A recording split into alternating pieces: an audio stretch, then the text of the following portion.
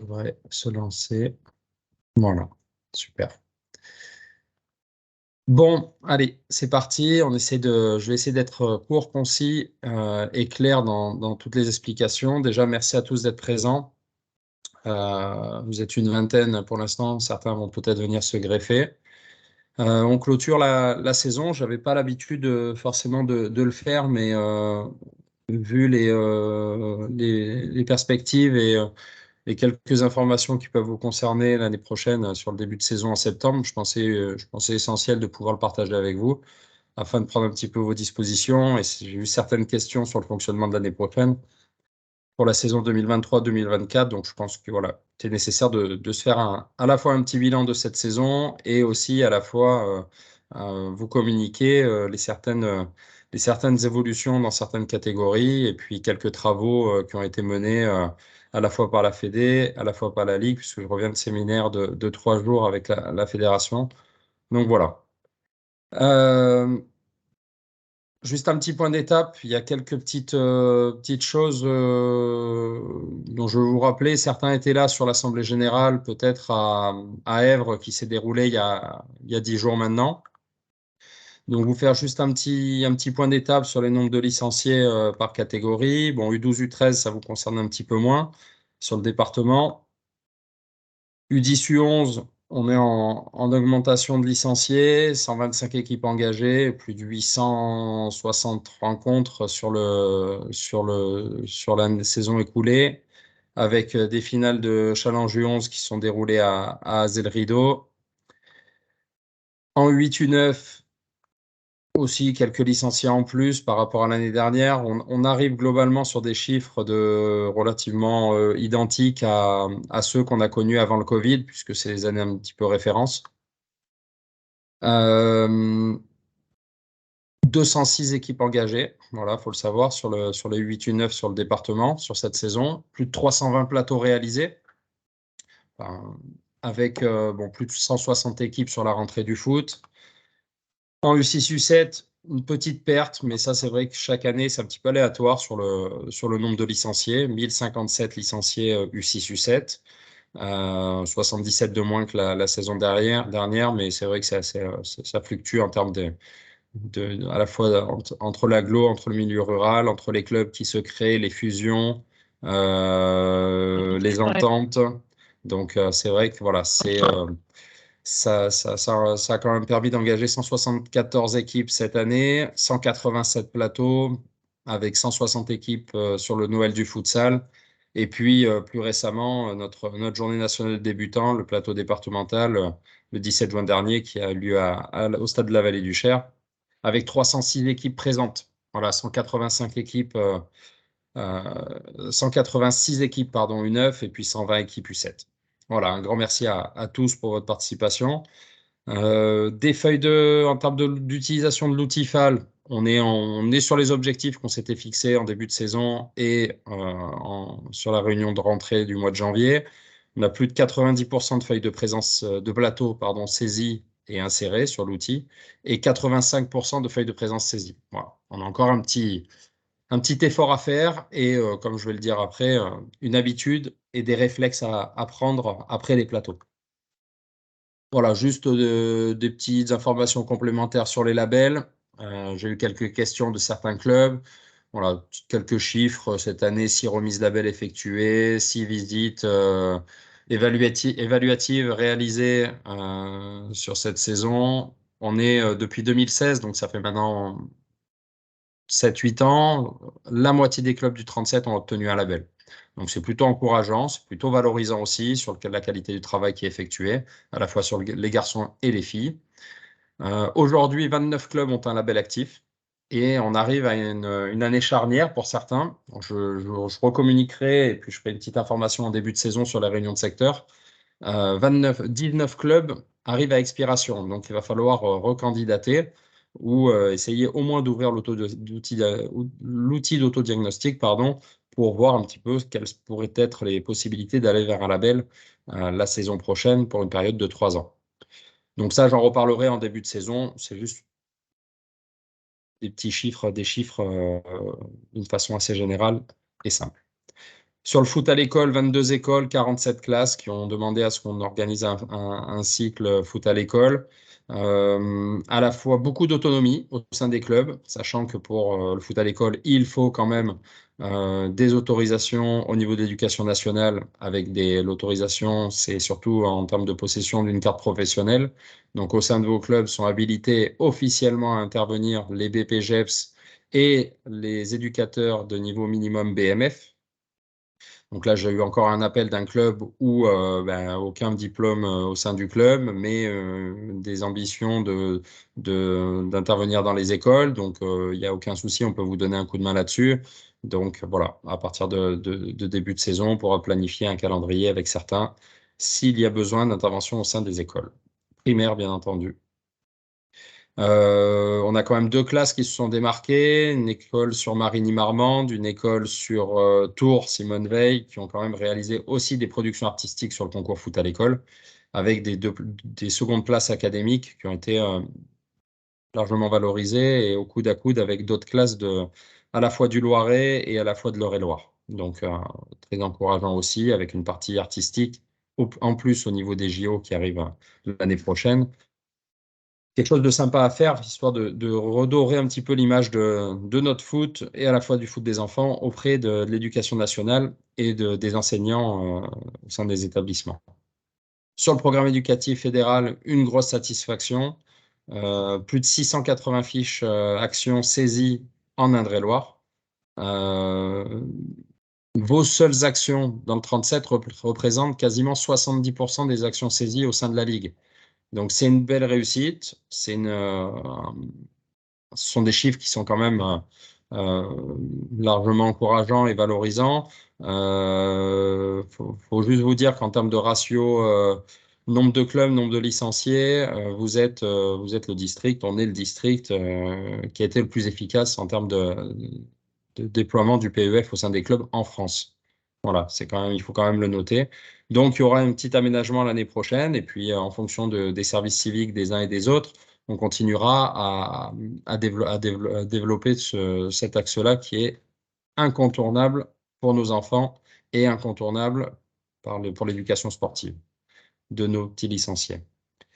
Saint-Avertin, Saint-Cyr, Tour FC, lauréat du 37, et puis le Tour FC, de par ses actions et son investissement, a été lauréat coup de cœur de la Fédé cette saison et se sont rendus ce week-end à Clairefontaine pour participer au rassemblement d'un club par ligue, plus le coup de cœur, passer un week-end avec une équipe U11 à Clairefontaine euh, pour participer à plein d'ateliers, à la fois foot et puis aussi éducatifs, en lien avec le programme éducatif. On a organisé 2 réunions avec les services civiques aussi en décembre 2022, de janvier 2023. Alors l'année prochaine, on va essayer de s'y prendre un peu plus tôt pour pouvoir guider les services civiques dans le déploiement du PEF. On va essayer, si on peut, en fonction des contrats signés de volontaires, de le faire un peu plus tôt dans la saison pour qu'il puisse être opérationnel un peu plus rapidement. Concernant la formation des éducateurs, félicitations à vous, puisque sur quasiment 60, presque 70 clubs de jeunes, 53 clubs ont envoyé au moins un éducateur ou une éducatrice en formation. Donc, c'est très satisfaisant. On peut encore faire mieux, bien entendu, et ça, c'est en fonction aussi du calendrier, des moyens aussi budgétaires de chaque club, et puis aussi des moyens de disponibilité, puisque on sait très bien que vous, éducateurs, éducatrices, vous avez quand même aussi une activité parallèle professionnelle qui ne vous permet pas non plus d'être disponible pour vous former. Mais c'est une nécessité, et on en parlera un petit peu plus loin dans le diapo. L'année prochaine, le système de formation évolue et voilà, il va y avoir des petites nouveautés. Je vais vous en parler tout à l'heure sur le fonctionnement des modules. Voilà, on a organisé 13 modules sur la saison passée, sur cette saison, avec plus de 218 stagiaires sur tous nos modules. Faire un petit point alors sur l'utilisation de l'outil FAL, des satisfactions, mais voilà, il faut continuer et puis je pense que maintenant c'est une habitude, un réflexe à prendre. Les feuilles de présence, les feuilles de plateau, pour rien vous cacher, et puis vous le savez, j'en ai déjà parlé avec certains, je passe presque une demi-journée par semaine à relancer ceux qui ont oublié ou ceux qui ne le font pas machinalement. Donc, il faut quand même vraiment, vraiment, vraiment prendre le réflexe. Voilà, quand une FMI sur des matchs officiels sont réalisés, elle est transmise. Bah, là, c'est un peu la même chose hein, sur le foot des U7, U9. Il faut prendre l'habitude. Il faut prendre l'habitude de saisir les feuilles de présence et les feuilles de plateau. Des absences sur les plateaux. Alors, des absences, oui. Quand c'est prévenu, c'est encore mieux. Par contre, quand ce n'est pas prévenu, on ne prévient pas, on ne prend pas l'habitude de prévenir, ça, c'est vraiment embêtant. C'est vraiment dérangeant. Ça demande une organisation à l'instant T un petit peu embêtante pour certains, puisqu'il faut réaménager l'espace. Il y a quand même des budgets aussi, des goûters qui sont achetés par certains clubs. La moindre des choses, c'est au moins de prévenir ou si le mercredi précédent, on sent qu'on va être dans l'incapacité de déplacer tous ces effectifs, je pense que la moindre des choses, c'est de prévenir l'éducateur. Il y aura quelque chose de fait l'année prochaine pour retrouver les éducateurs de chaque club, qui va être, j'espère, mis en place rapidement. Je suis en train de travailler dessus. Je suis en train de récupérer un outil qui va être vraiment intéressant pour chacun et, euh, et très, très intéressant pour vous. Un conseil dès le début de saison, mieux connaître son groupe et ses effectifs. J'en ai parlé avec certains tout au long de l'année. Présence semaine, le week-end.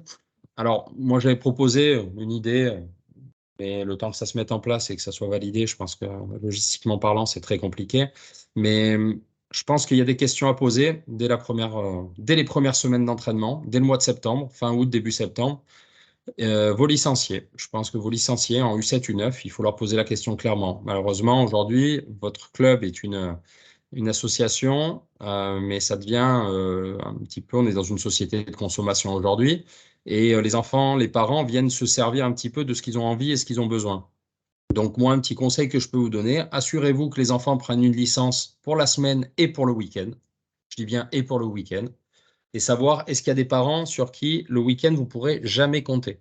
Voilà, ça vous enlèvera peut-être un, 2, 3, 4, 5 joueurs sur qui vous ne pourrez jamais compter, mais au moins ça évitera peut-être des absences sur les plateaux, ça évitera peut-être des mauvaises surprises, peut-être aussi quelques conflits sur on s'était engagé à ou justement à l'inverse, de toute façon on ne sera jamais là et peut-être que ça va vous permettre vous aussi de mieux vous organiser, de mieux anticiper, peut-être d'engager le nombre d'équipes de façon objective sur les plateaux.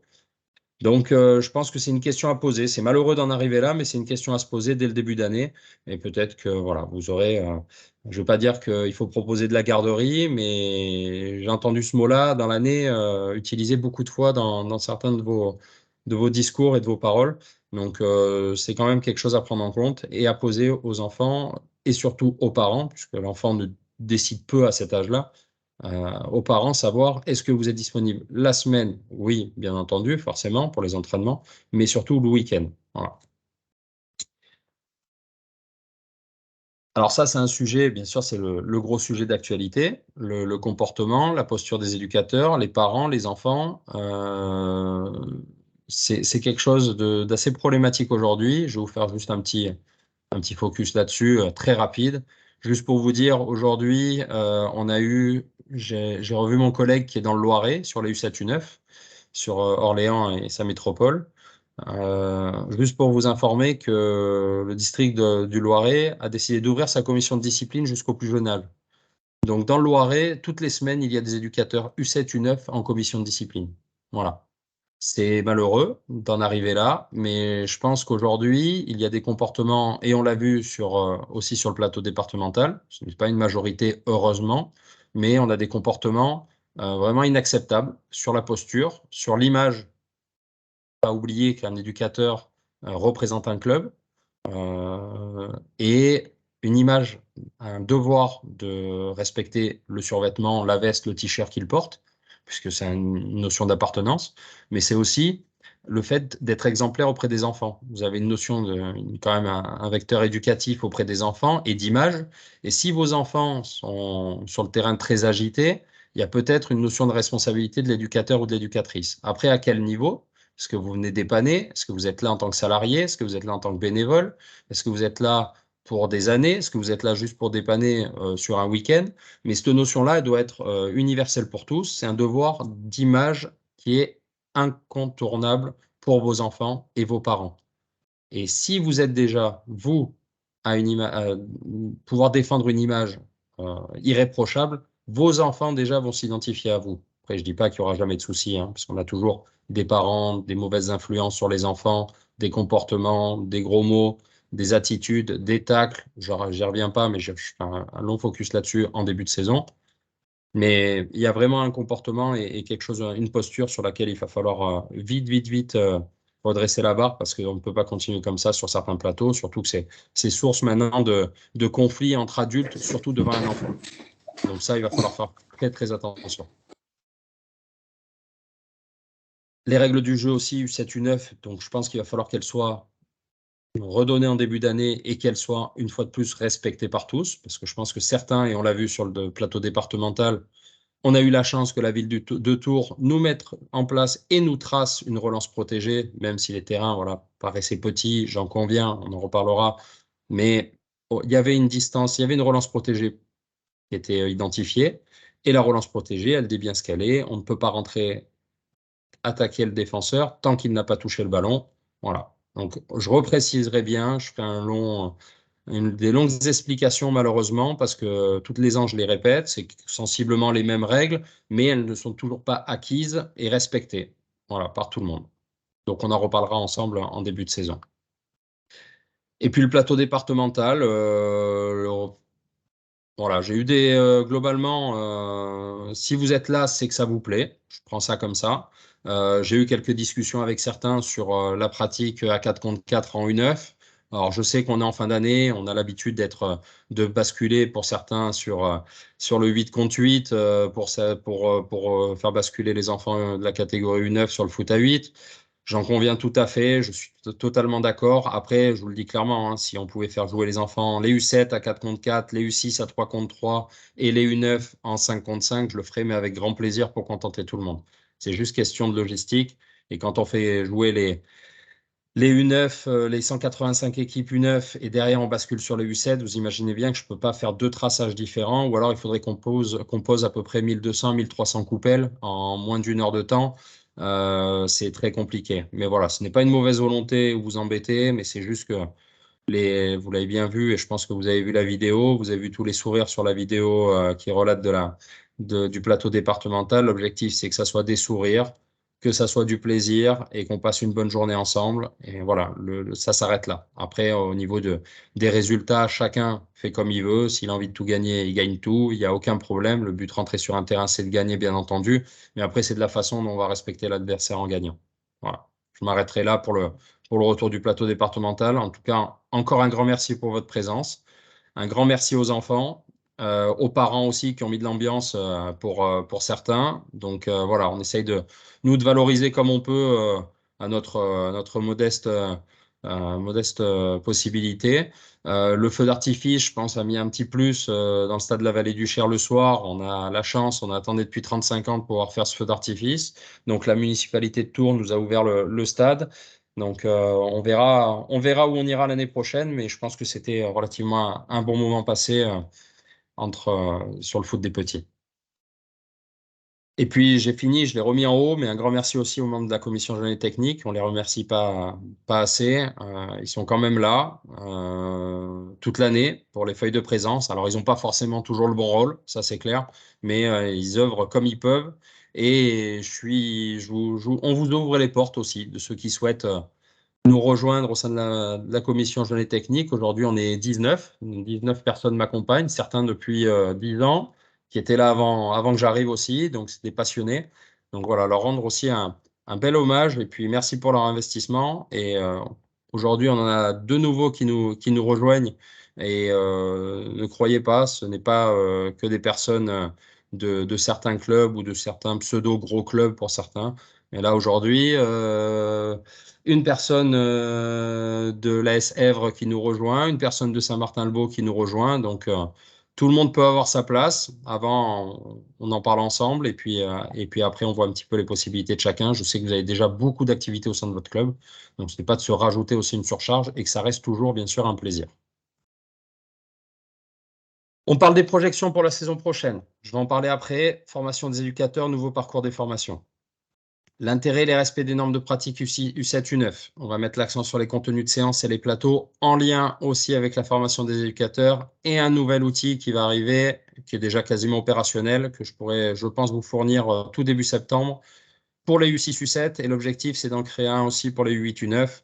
C'est quelque chose qu'on n'a pas été bon depuis quelques années. Donc là, on a essayé de redresser la barre, on a bossé toute l'année dessus avec les collègues de la Ligue, donc je vais vous en parler.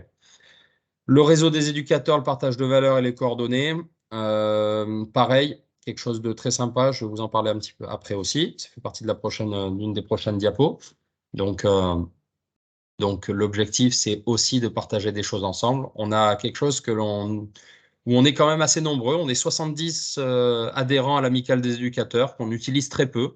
Et on va essayer de monter quelque chose de sympa par secteur, histoire de pouvoir échanger, partager, passer des bons moments, histoire de dédramatiser un petit peu notre compétition sur les plateaux, où, comme je l'ai dit, les conflits sont de plus en plus nombreux et les, entre guillemets, rivalités me dérangent un petit peu sur certains secteurs. La structuration de son école de foot, c'est quelque chose au niveau fédéral. Moi, je vais faire monter la semaine dernière. On devrait avoir quelque chose qui va être fourni. On a déjà commencé à en parler lors de la dernière vision la dernière visio pour ceux qui étaient présents. Donc là, le but, c'est d'accentuer un petit peu comment structurer et développer son école de football. Donc, on aura l'occasion, à travers des petites visios très courtes dans l'année, j'essaierai de vous proposer des choses. Donc les réunions de début de saison, je vous le mettrai je vous donnerai les dates des réunions de début de saison en fin de visio. Les parents aussi, la gestion des parents qui va être pour moi un sujet auquel je vais m'y atteler. Et puis, alors ça, c'est un petit sujet, je savais pas trop où le ranger, mais faites passer l'information que le passeport est renouvelé en début de saison. Voilà, les passeports, je crois que c'est 50 euros. Donc, il peut être utilisable pour les clubs qui sont engagés dans ce dispositif. 50 euros, c'est pas rien dans la déduction du prix de la licence. Logiquement, les parents qui sont éligibles à ce dispositif reçoivent directement un mail alors je sais plus si c'est de la CAF ou de la région qui vont recevoir directement le passeport avec un code à utiliser et à transmettre au sein des clubs. Donc c'est toujours aussi une aide assez importante pour le sport pour les enfants. La rentrée du foot U7, U9, forme de pratique, rassemblement par secteur ou interclub. Ça, je vais avoir besoin de votre avis. Je vais vous donner les dates juste après. Le calendrier est finalisé pour la saison. Je vais avoir besoin de votre avis. Qu'est-ce qui est le plus efficient pour vous, pour nous aussi, sachant que certains vont être prêts, d'autres non. Et vous savez, l'année dernière, on a fait la rentrée du foot à Richelieu sous forme de mini plateau départemental. Là, on va rester quand même par secteur, quelque chose d'un peu plus light et revenir un petit peu à la normale après l'épisode Covid et l'épisode canicule de l'année dernière. Donc, on en parlera après sur la forme de pratique, sur les dates, et puis qu'est-ce que vous préféreriez? Est-ce que vaut mieux faire des interclubs, rester un petit peu dans son concours le temps d'être prêt, ou alors on se répartit et on se sectorise, on peut se faire un ou deux rassemblements par secteur, un petit peu plus d'envergure, histoire de lancer la saison de la meilleure des façons et sous forme de journée ou de demi-journée, pardon, plutôt très festive. La rentrée U11 aussi, forme de pratique. J'ai ma petite idée là-dessus, mais j'ai besoin aussi d'avoir vos impressions, puisque la rentrée du foot U11 est prévue le 16 septembre. Ça reste court pour moi, ça reste court, mais voilà, sachant qu'on redémarrera les critériums aussi en U11, mais j'ai besoin aussi d'avoir votre avis. Est-ce qu'il vaut mieux se faire des matchs amicaux en U11, en foot à 8 sur les 3 premiers week-ends de septembre et d'être opérationnel, ou une petite rentrée du foot à 4, 6, 8 équipes et peut-être envisageable aussi. Quelques chiffres, j'ai sorti quelques chiffres, certains les ont déjà vus sûrement. C'est peut-être quelque chose, et j'essaierai de vous trouver quelque chose de mieux pour le début de saison prochaine. Vous savez, pour tous les parents qui pensent que déjà en U7, ils ont la pépite dans les mains. Donc, il y a 5-6 ans, ils savent ou ils espèrent déjà que leur enfant sera dans un club pro, dans un centre de formation et leur rapportera beaucoup d'argent. Voilà. Juste vous rappeler qu'il y a une génération d'âge, c'est 700 000 naissances par an. Sur ces 700 000, 12 signeront un contrat professionnel. Et un seul de ces 700 000 deviendra international. OK? Et rappelez que 3% des jeunes joueurs entrés en centre de formation, donc il y a déjà vraiment un long parcours avant, 3% seulement deviennent professionnels. Alors là, je ne sais pas si vous le voyez bien, mais simplement pour vous montrer, à votre avis, pourquoi certains jeunes arrêtent le football. Et vous avez toutes les raisons avec le pourcentage. Donc, je vous laisse vous faire votre propre avis. Et je crois que s'il me semble bien, parce que là, moi, je l'ai en petit, mais il me semble que le plus gros pourcentage, c'est la mauvaise ambiance dans l'équipe. Voilà.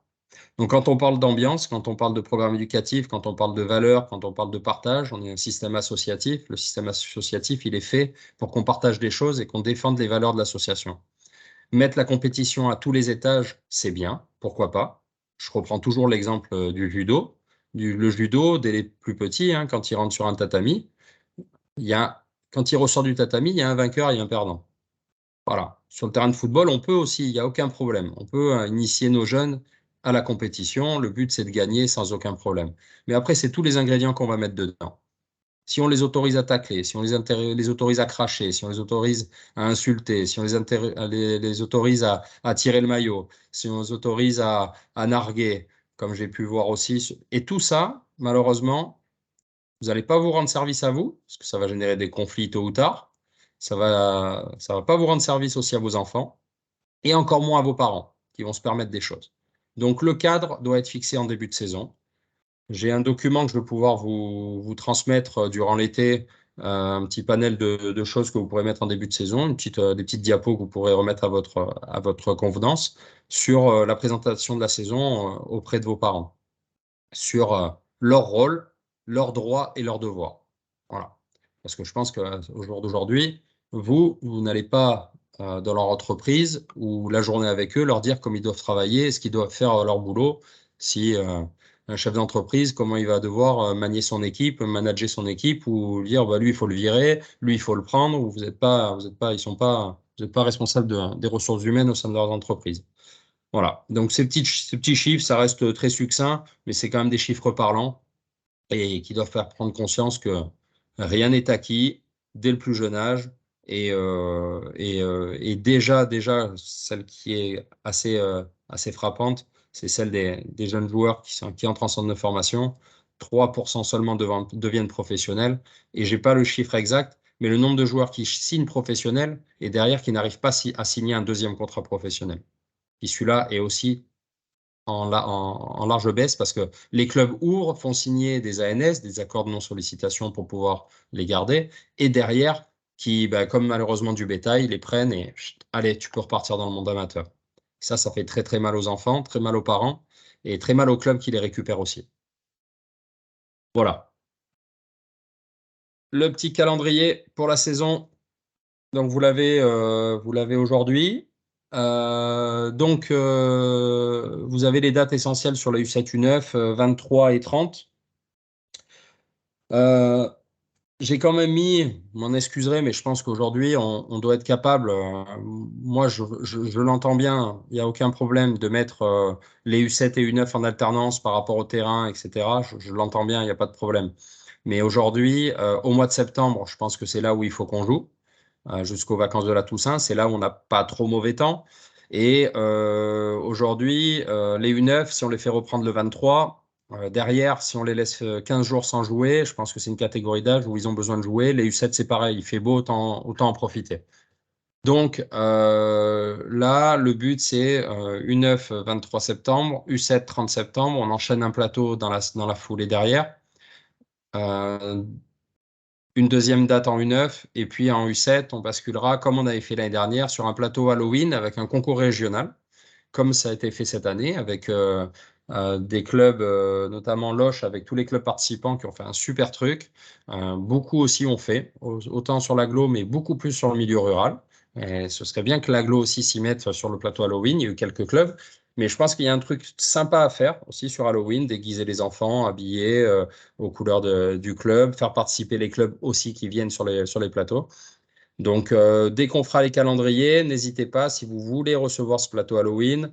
Il me semble que les clubs Loche, qui a été lauréat départemental et qui a fait partie des lauréats régionaux, ont reçu des paires de buts, une dotation assez sympa d'un partenaire, je crois que c'est le partenaire Orange, je crois, il me semble, ou EDF, un des deux, qui a mis quand même un peu d'argent sur les dotations pour ces clubs-là.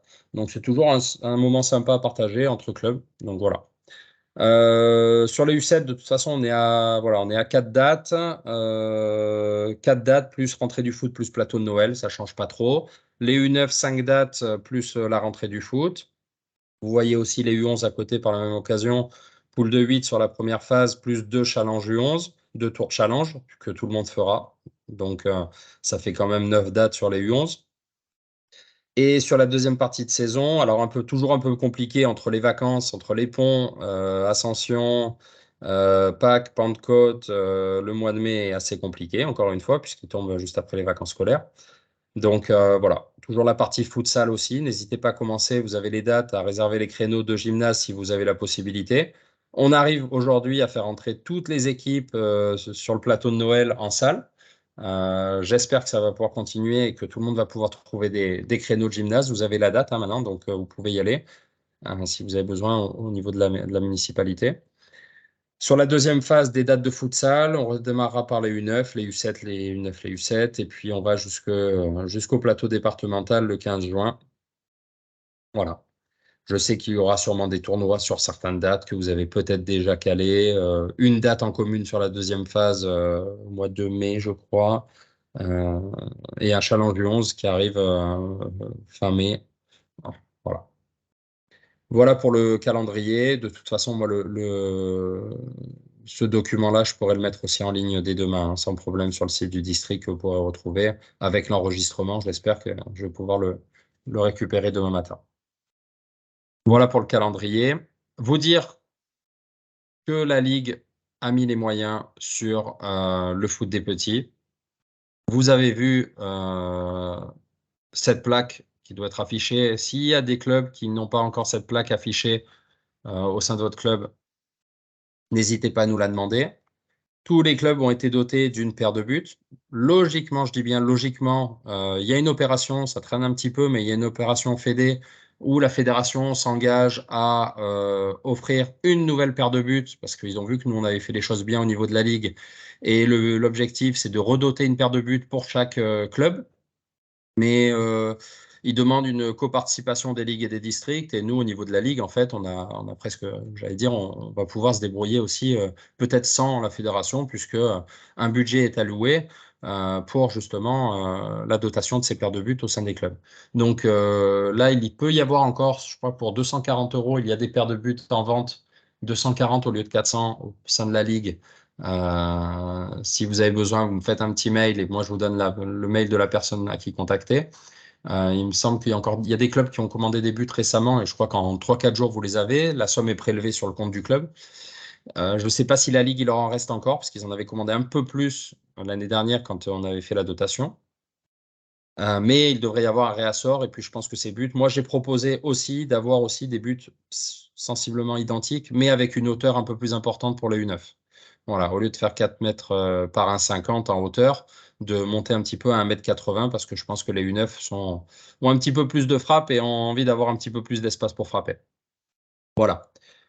C'était une petite information. Alors, je ne vous passerai pas, il y a les vidéos. On a fait des grosses études sur les U6, U7 au niveau de la ligue. On est même allé jusqu'à mettre des GPS, des puces sur un nouvel outil qui est mais c'est surtout Footbar, il me semble, sur le nombre de ballons joués. C'est aussi pour calculer et voir un petit peu ce qui est efficient pour un enfant de 5 ans et un enfant de 6 ans sur un terrain, sur les distances, voir si les distances étaient bonnes. Juste pour vous sortir quelques petits chiffres sur la notion d'entraînement, sur les notions des enfants, on en reparlera à la rentrée, mais il y a eu un questionnaire qui a été fait, qui a été envoyé par la Ligue, il y a eu 173 retours, 89% des séances club sur la Ligue, 89% des séances club en U7 durent entre 1h15 et plus d'1h30.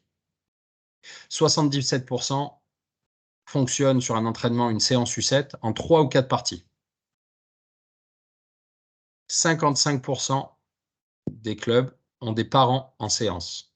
72% ont des parents en plateau.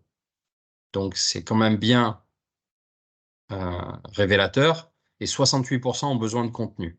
Donc, à partir de là, le système de formation a changé, vous allez le voir. Et nous, l'objectif, ça a été, sur ce point-là, la création de besoins de contenu pour les éducateurs. À partir de là, voilà ce qui va être créé, qui va être livré à tout le monde à partir de la rentrée.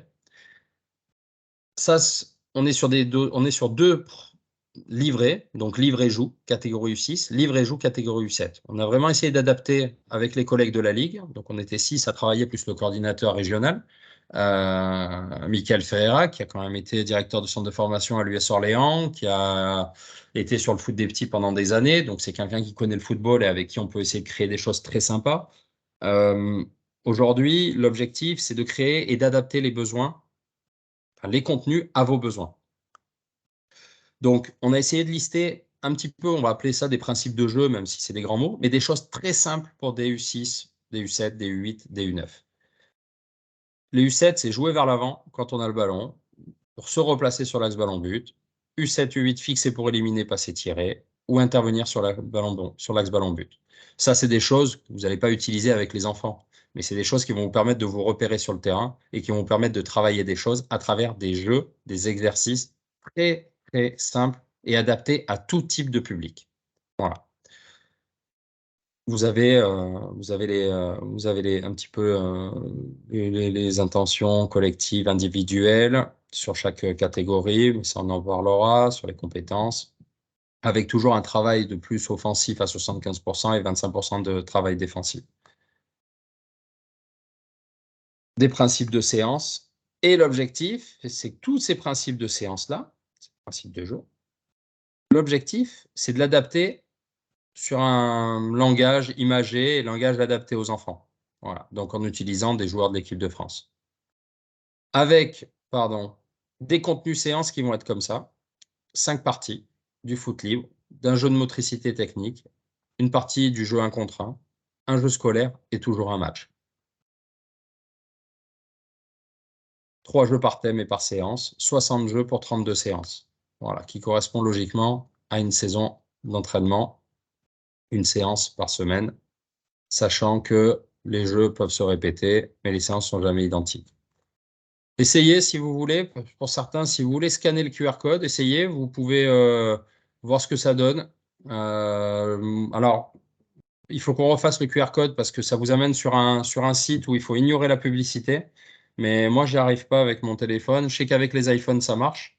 Mais si certains veulent scanner pour voir un petit peu ce que ça donne, il y a encore quelques séances qui sont en cours de finalisation. Donc, vous pouvez regarder ça sans aucun problème. De toute façon, demain, je le mettrai. Mais vous pouvez scanner, vous ignorez la publicité et ça vous amène directement sur le livret. OK? Juste vous dire qu'en fait, voilà, vous allez tomber là-dessus. Toutes les séances, elles vont être numérotées, réparties par cycle, en tenant compte des vacances scolaires, 5 cycles, avec des cycles et des séances. Et quand vous allez cliquer sur une séance, vous allez avoir les thèmes de séance et vous allez avoir déjà inclus le thème du programme éducatif aussi fédéral. Petit exemple, si voilà, vous avez une fiche de séance qui va être utilisée comme ça et qui va être présentée comme ça, avec toujours la fiche PEF. Normalement, là-dessus, vous allez pouvoir cliquer, ça vous amène directement sur la fiche PEF. Vous avez une partie match, vous avez le ballon magique, vous avez un parcours de motricité, vous avez un épervier, vous avez les petites consignes dans l'espace grisé, des choses incontournables sur les séquençages. Donc voilà, on a essayé de faire quelque chose de clair, de simple et de facile à lire et d'attractif pour tous. Donc voilà, ça c'est un produit qui a été fait cette année et là qui devrait être livré U6, U7 avec l'objectif de faire pareil pour les U8, U9 dans la saison pour que vous puissiez l'utiliser et le transmettre aussi à des éducateurs et éducatrices. Vous dire aussi, ça c'est, j'ai mis le nez dedans un peu depuis hier, l'objectif c'est de pouvoir vous fournir une cartographie. C'est-à-dire qu'à partir du moment où je vous donnerai un lien, vous irez sur Google Maps directement et vous allez avoir, vous savez, des petits joueurs de foot partout placés sur tout le département. Et chaque joueur de foot va représenter un club. Et quand vous allez cliquer dessus, bah, vous allez avoir toute la liste des éducateurs par catégorie qui va se dérouler. Voilà, avec les coordonnées. Donc l'idéal, alors bien sûr, pour les clubs qui ont moins de 100 licenciés, ça va aller vite. Pour les clubs qui ont 200, 300, 400 licenciés, bah, va falloir être un petit peu patient pour aller chercher les bonnes coordonnées. Mais le but, c'est de pouvoir avoir un document unique et quelque chose que je cherchais depuis un moment. Et c'est le district du Maine-et-Loire Conseil technique du Maine-et-Loire qui a fait bosser des apprentis et des étudiants là-dessus pour pouvoir créer un outil qui va être très, je pense que très efficient là-dessus. Donc le but, c'est d'avoir nécessité d'avoir des secteurs identifiés aussi. On pourra découper les secteurs, cibler les référents, pouvoir vous appeler, vous prévenir, et puis développer le réseau des éducateurs. Voilà. Donc, par contre, il faudra être rigoureux sur le remplissage des coordonnées. Je vous renverrai le Google Form comme habituellement pour qu'on puisse, bien sûr, derrière, rentrer tout sur le tableau Excel et générer la cartographie.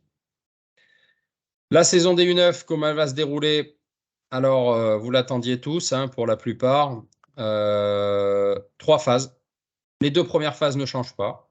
Septembre à décembre, du foot à 5 par secteur par niveau, avec votre engagement sur le foot club, sur l'outil FAL. Faites-le, faites-le, faites-le.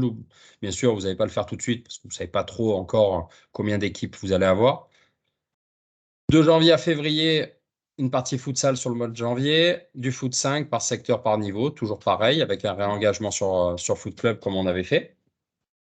Et puis après, de mars à juin, la nouveauté, c'est que enfin, on a eu la validation de pouvoir basculer sur du foot à 8 à partir du mois de mars pour les équipes du niveau 1 avec des plateaux sur des équipes qui souhaiteront s'engager sur du niveau 1, mais il y aura des conditions, bien sûr.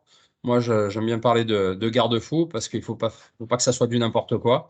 Et il ne va pas falloir que ça soit, n'importe quoi sur le fonctionnement et le déploiement de ce foot à 8 sur les U9. Sous condition, je vous donne les conditions. Donc, il y aura 6 dates, comme je vous l'ai dit, 3 dates futsal plus 2 plateaux et 5 dates pour ceux qui voudront aller sur le foot à 8. Pas d'inquiétude pour ceux qui resteront sur le foot à 5. On aura le même système de niveau et sur le même système d'engagement. Ne vous inquiétez pas pour ça, je le représenterai en janvier.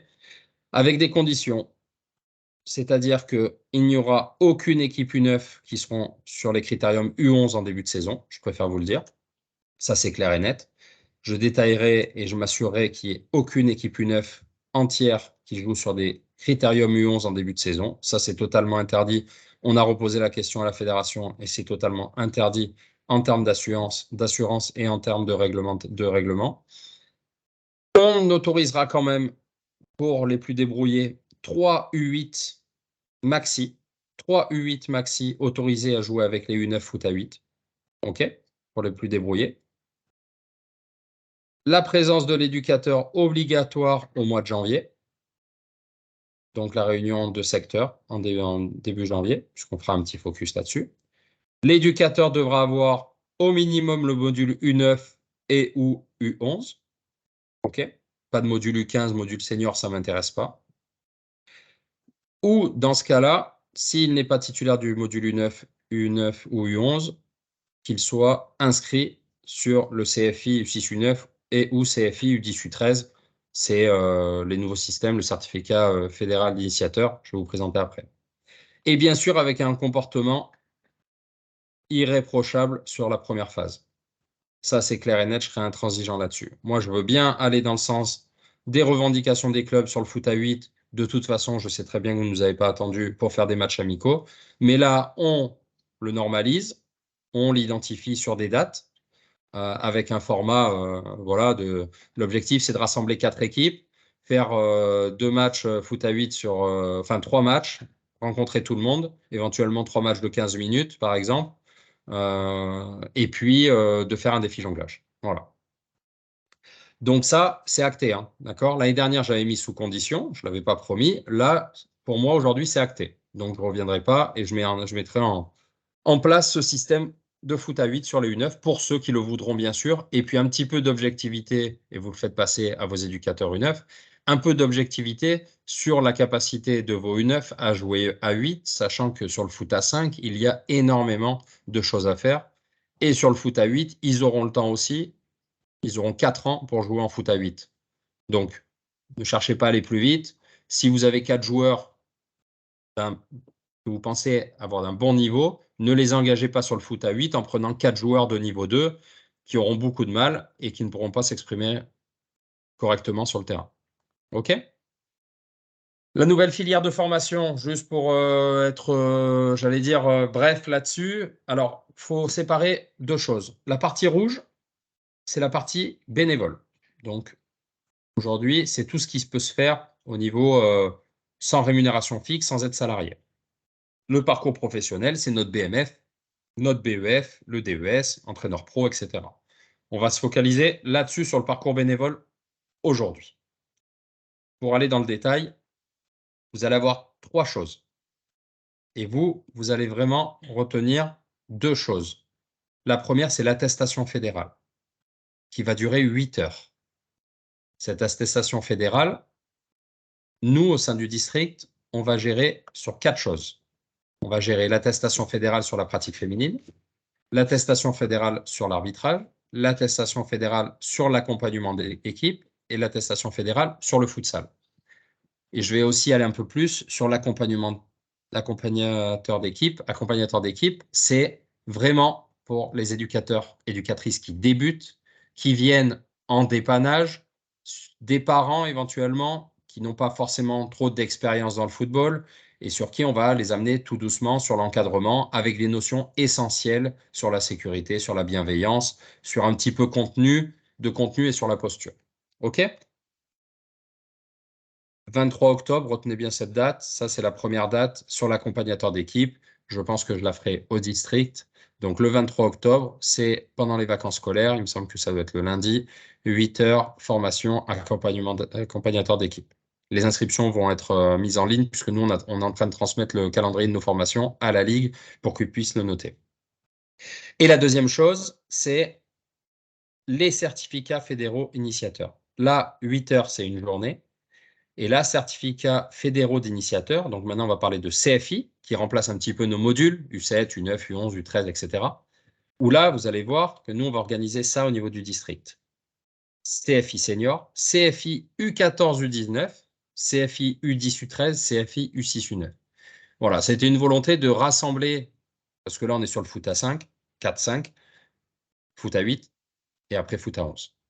Donc, ces CFI, là, ceux-là, avant, alors là, on est sur 24 heures, mais 24 heures qui ne sont pas en présentiel.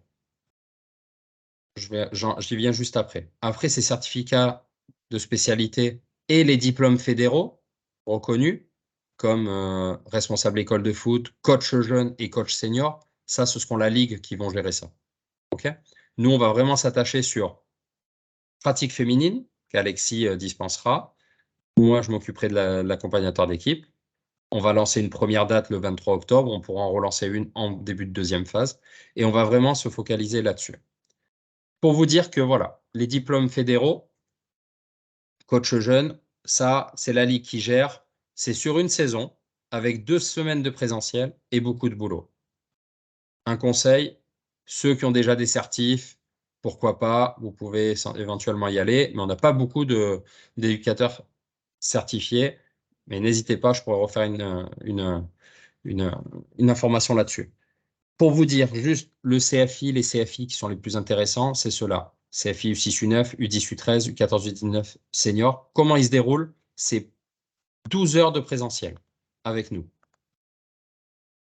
Un bloc de 6 heures présentiel. Après, vous avez 2 heures FOAD L'FOAD, c'est vous vous mettez en autonomie chez vous avec l'ordi. Vous avez un livret du stagiaire et vous avez des connaissances à acquérir en autonomie. On appelle ça une partie asynchrone. Donc là, vous avez un livret, vous avez des petits questionnaires, vous avez des petits jeux, vous avez des documents à prendre note, vous avez des explicatifs sur la posture, des cours aussi. C'est 2 heures. Vous avez une pratique en club de 8 heures avec des séances à faire aussi, en lien avec ce qu'on avait fait sur le présentiel et la synchrone. On se revoit 6 heures. Allez, entre ces deux-là, logiquement, c'est jour J. Et là, c'est J plus 15. On se revoit 15 jours après. On se refait 6 heures de présentiel. Et vous avez de nouveau 2 heures d'asynchrone, de FOAD, où vous avez 2 heures de contenu supplémentaire qui vous est fourni numériquement. OK?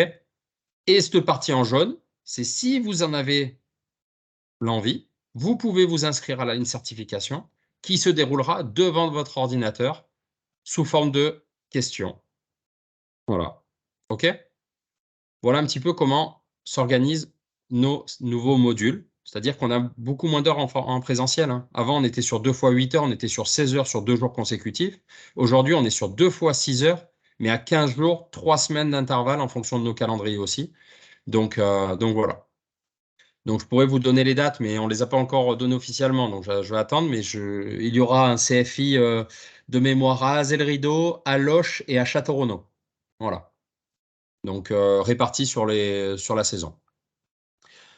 On va le découvrir en même temps que vous. Ce nouveau système, on va le découvrir en même temps que vous. Donc, je pense que ça peut être assez sympa. Vous avez une partie d'autonomie, une petite partie aussi de travail en club. Donc, je pense que ça peut être sympa. Cette partie en jaune n'est pas obligatoire. C'est si vous avez la volonté de vous certifier ça remplace un petit peu la certification que vous avez connue pour ceux qui ont passé le CFF1, 2 et 3 en présentiel, soit sur Tours, Saint-Pierre ou sur Châteauroux. Et les attestations fédérales, c'est sur 8 heures en présentiel. OK?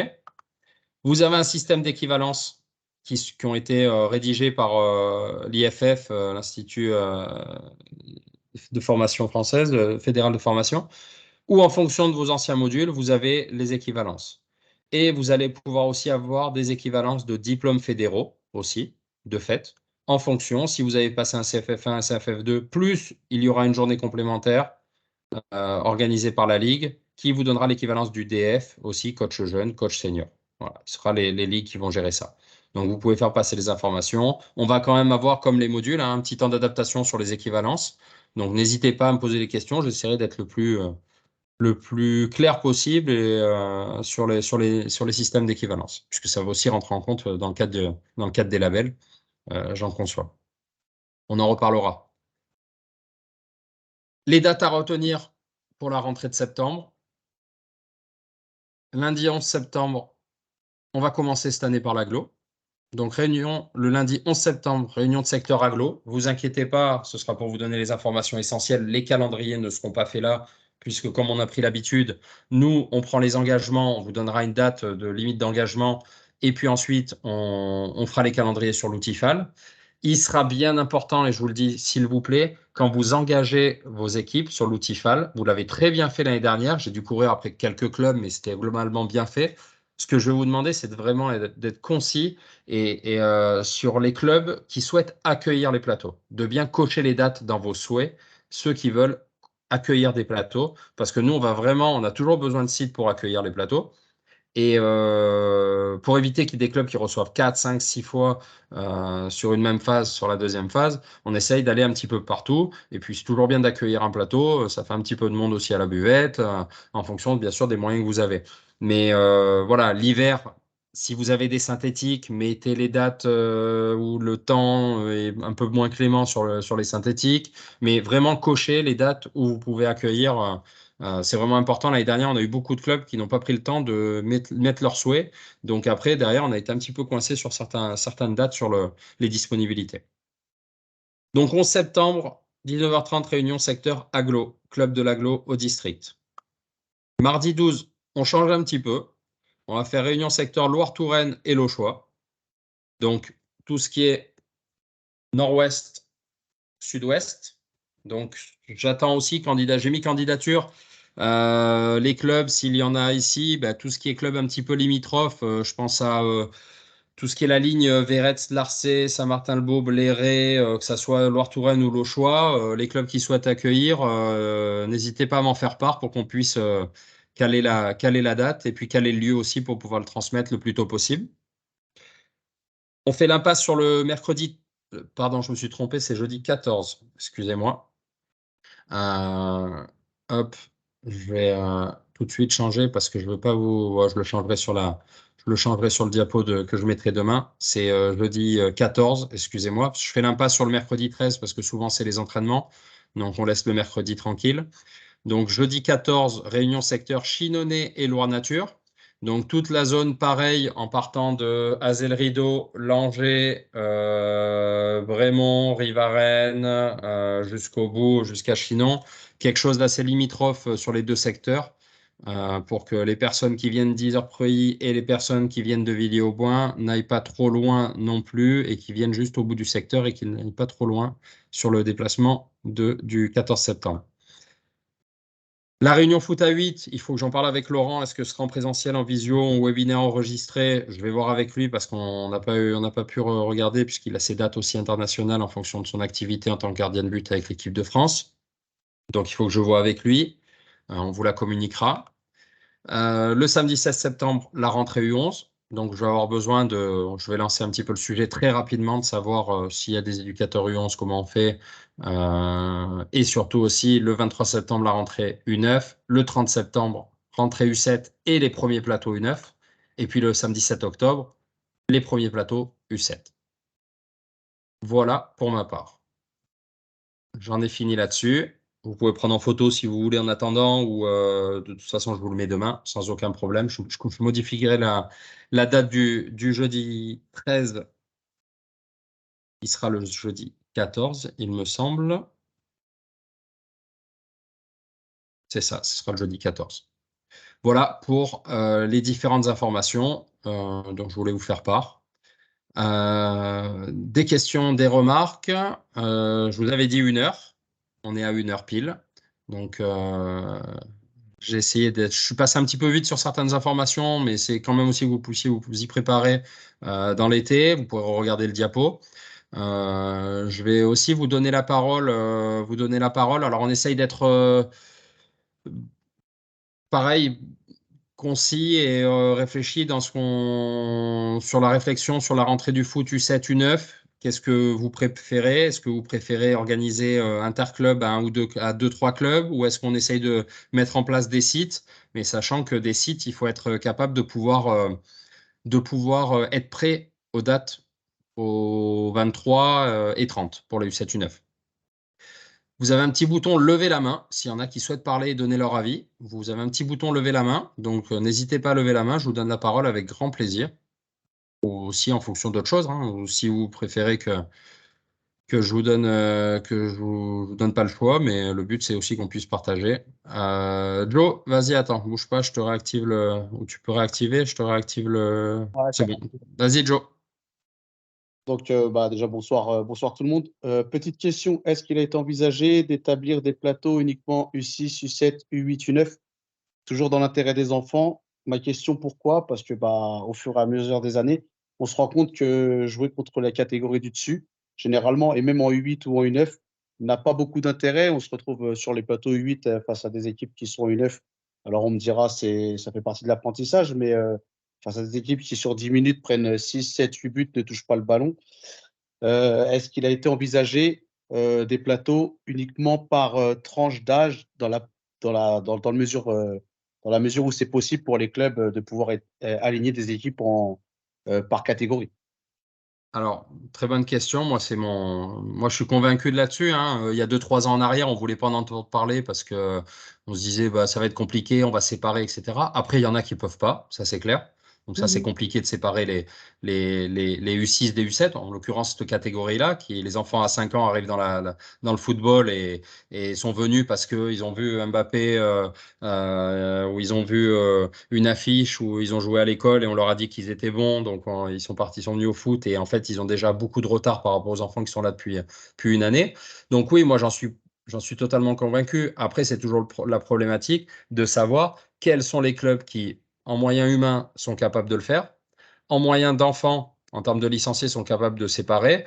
On l'a vu au plateau départemental, on s'est retrouvé avec, sur le département, 16 équipes U6 sur le département, sur ceux qui étaient là. Donc, c'est compliqué. Moi, je pense que sur la première phase, c'est comme ça que je le vois. Vous avez le droit de réagir aussi. Je pense que sur la première phase, l'objectif, c'est de se déplacer avec les U6, U7. Par contre, sur le plateau, de faire en sorte de pouvoir dissocier dès qu'on le peut. Parce que l'objectif, c'est que les gamins, on sait très bien que sur les 2 premiers plateaux, si les gamins, ils en prennent 7 ou en prennent 8 ou ils en prennent 10, comme tu dis, par match, on sait très bien que les parents, ça ne va pas leur plaire. Et sur 10 gamins, peut-être qu'on va en perdre 2.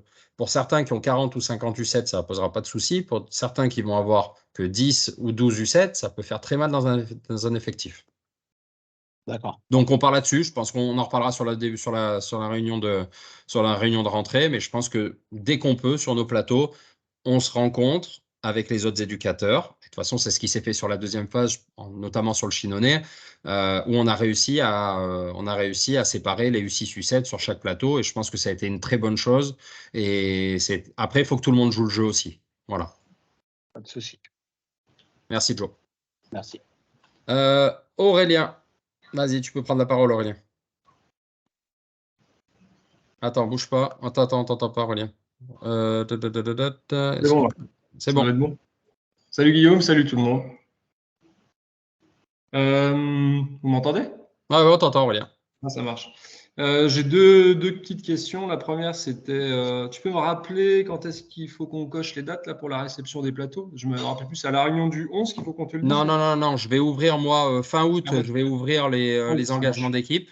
Ok, Et ça marche. quand vous engagez vos équipes, ça vous amènera derrière sur nombre d'équipes inscrites, Ouais, ok, coordonnées ça marche. d'éducateurs, et derrière, vous aurez les souhaits pour pouvoir accueillir. Ok, ça roule.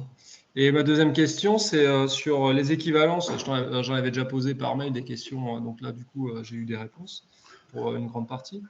Sur les équivalences, là, j'ai vu par exemple celui-là qui a son module U9. Du coup, il a son équivalence demain, ça va être le CFI U6 U9, on est d'accord? Oui, non Donc, ce sera le certifié. certifié, d'accord. Non Non certifié. certifié. Oui. D'accord. Ok.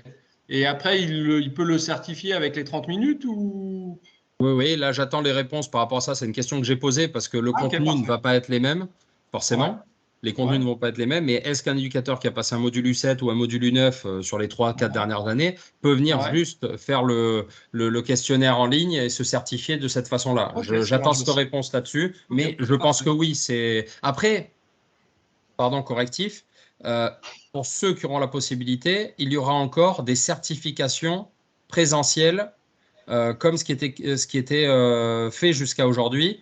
Un éducateur qui avait le module U7 et le module U9 et le module U11 pourra quand même passer, là je crois que c'est, alors je ne veux pas dire de bêtises, mais on aura encore la possibilité d'aller sur Châteauroux, Orléans ou Tours, s'il y en a une, de certifier son CFF1. D'accord, tu gardes. Ah oui, pendant un certain temps, quelques Oui, temps, on va rester avec les deux systèmes en fait. voilà. Oui, c'est histoire de faire la transition pour tout Ok. type et pour que derrière, à terme, sur les 5-10 ans qui arrivent, on soit sur un système de CFI et de certification CFI identique. D'accord. Donc dans les dates qui vont être proposées, il y aura des dates nouveau système et ancien système alors. Voilà. Mais pas de module, hein, que des certifications. Oui, ouais, ok, ça Voilà. marche. Les modules U7 jusqu'à senior n'existent plus, on sait sur des CFI, mais il y aura des Ok. certifications CFF qui seront proposées aussi. D'accord, ok, ça marche. Voilà. C'est bon pour moi. Merci Aurélien. Merci. Est-ce qu'il y a d'autres questions, remarques, notamment, j'ai besoin de vous sur les rentrées du foot? Est-ce que sur les rentrées du foot, est-ce que sur les U11, je pense que des interclubs, des matchs amicaux peuvent être faits pour être prêts pour les critériums. Par contre, pour les U7, U9, est-ce que moi, c'est deux solutions. C'est est-ce que les U7, U9, chacun se débrouille et on fait en fonction est-ce qu'on est prêt ou non? On fait par exemple, je prends Loire-Touraine. Est-ce qu'en fonction du nombre d'équipes, si on a 30 équipes U9 sur Loire-Touraine, est-ce qu'on fait 3 sites à 10 équipes comme un plateau, mais on le fait sous forme de rentrée du foot? Ou est-ce que chacun va sur un secteur ou un autre comme un système d'interclub et se débrouille en fonction du nombre d'équipes qu'il a et d'enfants présents sur le 23, par exemple, date de rentrée du foot. Moi, je pense que c'est bien de rester comme on est là. Après, où on se cale, on se rassemble à 10 équipes, je pense, sur un gros secteur. Je pense que c'est pas mal. Moi, ce que je peux vous proposer, alors, Joe, je vais te donner la parole, Vincent aussi. Moi, ce que je peux vous proposer, parce que les réunions de pays du 11 peuvent nous permettre aussi d'y voir plus clair et plus d'échanger un peu plus, de façon un peu plus objective en fonction des arrivées dans les clubs. Et je pense qu'on peut voir ça sur la réunion de rentrée. On n'est pas obligé de le formaliser sur l'outil FAL, vu que c'est une réunion une rentrée du foot. Et on peut avoir une extension pour les enfants non licenciés encore. Donc, Ouais. je pense qu'on Ce sera pas peut trop voir tard. ça aussi à la rentrée. Comment? Ce sera pas trop tard. Non, parce que au pire, vous repartez avec votre lieu et votre date, au moins pour la rentrée du foot, le soir de la Ok. réunion pour 10 jours après. Donc, je Ouais, pense ok. que c'est jouable. Ok, Joe? ça marche. Non, bah écoute, tu as clairement dit ce que j'allais dire. Pourquoi pas attendre la réunion de pays pour savoir un petit peu le nombre d'équipes, puisque si dans nous, à Loire Nature, par exemple, s'il y a il y a que 8, 9 équipes, etc., faire une rentrée, bon, pourquoi pas. Mais si on peut être sur quelque chose de plus gros, d'un club qui peut accueillir plus, ça peut être sympa aussi. Donc, attendre peut-être, voilà, j'allais dire exactement ce que tu as dit, attendre la réunion de pays pour voir un petit peu, faire le point sur les premiers effectifs de début de saison, quoi. Ça marche. Ok, Joe. Merci. Vincent? Tu peux activer le micro, Vincent. On t'entend pas. Là, est-ce que c'est bon? Vincent? Ouais, c'est bon, Vincent. Oui, pardon. Donc, je disais bonsoir à tout le monde et à toi. Merci, J'étais Vincent. d'accord avec Joe. J'ai levé la main avant que tu annonces d'attendre la réunion de secteur parce que c'est vrai que on sait que fin août, début septembre, c'est toujours compliqué et hyper fluctuant. Donc, on verra ça plus à la dizaine de septembre, de mon avis et mon point de vue, après un retour sur cette année et qu'on puisse voir la réunion de secteur, quelles équipes on a, les équipes du secteur pour faire des interclubs comme on fait en janvier. Voilà, pour pouvoir proposer rapidement à nos petits jeunes de pouvoir retourner sur les terrains. Mais voilà, je pense que c'est quand même mieux d'attendre cette réunion de secteur, qu'on se rassemble tous et qu'on voit voilà, qui a quoi au moment M. Ça marche. Pas de souci. On fait ça. Voilà. Puis de toute façon, logiquement, on devrait avoir les guides Mickey comme on a l'habitude d'avoir par la Fédé. Donc, ce qu'on fera, c'est que chacun repartira sûrement avec ses guides Mickey comme d'habitude en fonction des effectifs. J'en rajouterai un peu, comme ça au moins vous pourrez les donner en fonction du format choisi, vous pourrez les donner directement à vos enfants. Ok, merci Vincent. Est-ce qu'il y a d'autres remarques, questions, suggestions sur la saison passée, la saison à venir? C'est bon? Ok. Ah, Joe, vas-y. Ouais, juste une dernière remarque. Est-ce que les pays ont pu être dessinés ou réétudiés plutôt? Parce que, bah, effectivement, tu l'as dit tout à l'heure, il y a peut-être des gens 10 heures qui vont débarquer dans certains qui font des kilomètres. Je pense à nous aussi en Loire Nature, où le fait, alors j'ai pas de problème à aller là-bas, mais le fait d'aller à Neuville-le-Roi ou à enfin, dans des lieux finalement pour des U6, U7 où tu as 35 minutes de route à minima, est-ce qu'il n'est pas possible, alors je sais que c'est compliqué, attention, hein, c'est une demande, de redessiner, de faire en sorte que les clubs puissent être plus proches sur ce genre de catégorie. Alors, je comprends la complexité et le travail de titan faudrait faire. Mais c'est vrai que très clairement, j'ai vu, nous, en plus avec les annulations de terrain, les travaux, etc., cette année, on s'est souvent déplacé parce que nos terrains ne pouvaient pas accueillir. Et les parents faisaient la remarque, quoi. Enfin, Oui, ça bien tire sûr. un En peu la plus, tronche et c'était aussi un motif d'absence des enfants. tout à Donc, fait. et puis la On hausse va du essayer gasoil, on on va essayer parlait de de ça, hein, le sectoriser. prix du gasoil, etc. Est-ce qu'il n'est pas possible d'avoir un dessin tout autre sur les pays, alors cette année ou sur les années à venir, mais je sais qu'à court On, terme, c'est compliqué, quoi. on essaye de sectoriser. L'agglo, bien sûr, forcément, c'est plus simple parce on est même obligé de découper l'agglo en U7 sur du secteur nord et secteur sud. Donc, dès que tu as fait 10 km, je pense que c'est le grand maximum.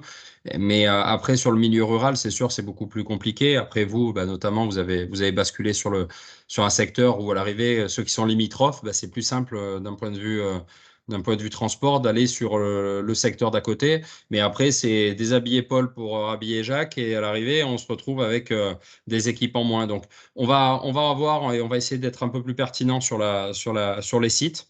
Et c'est aussi, le but, c'est, j'allais dire, si sur 5 plateaux, tu te déplaces une fois à 20 minutes, il n'y a pas de souci. Si c'est 5 fois, c'est sûr que c'est plus problématique. Mais c'est pour ça que je vous dis vraiment, je compte sur vous pour bien noter.